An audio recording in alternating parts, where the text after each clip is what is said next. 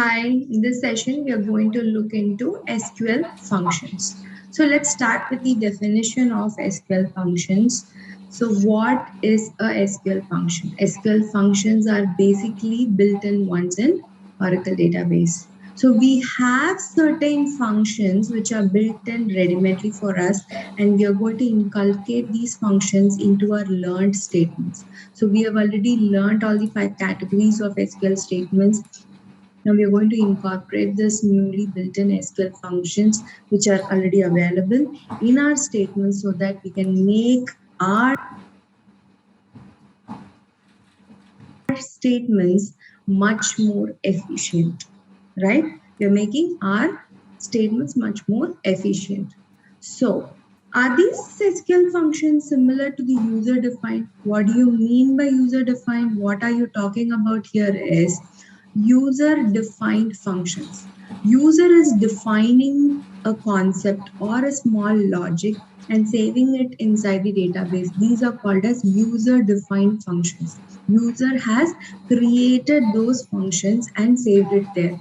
These happen in PL SQL, right? Now, that is a programming language. Now in SQL, what happens is we have built-in functions.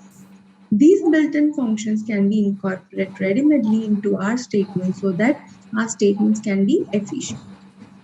So this is all about the SQL functions which you are supposed to know. Let's go by categories. Okay, so what are the types of SQL functions which we have? These are the basic 4 categories: string or character functions, numeric or math functions, date or time functions, and conversion functions. These are the major 4 categories.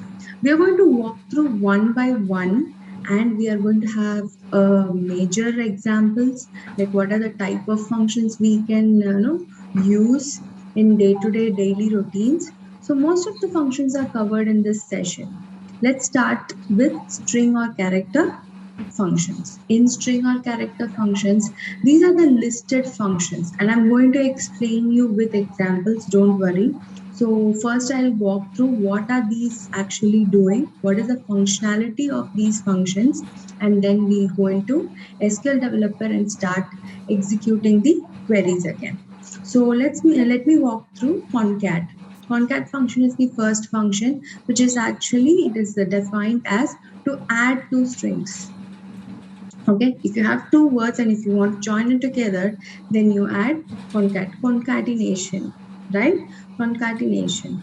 And then the next is init cap, initial capitals. So if you have a word, if you want to make the first letter of the word into capital letter, then you use this init cap to capitalize only the first letter in the string. Okay, the next is in string and substring. These are the 2 important strings which everyone uses. So in string is to find the position of a string. Say for example, if you have a big sentence of 2 to 3 lines and you want to find a particular string in that particular sentence, then the position can be got from this instr, in string. In that particular string, what is the position? In string, instr. And the next one is substring. By name itself, sub part of the string, right? Substr. Now again, you have a big 2 or 3 lines of statement, and then lines of statement, and in that sentence you want to find out the small word or a string value, then you can take that particular, you can extract that particular string by using this substr. And the next one is length. Can you find the length of the string? Yes, you can find. And again, can you convert the lower or upper cases? Yes, you can do. And the next last one is trim function.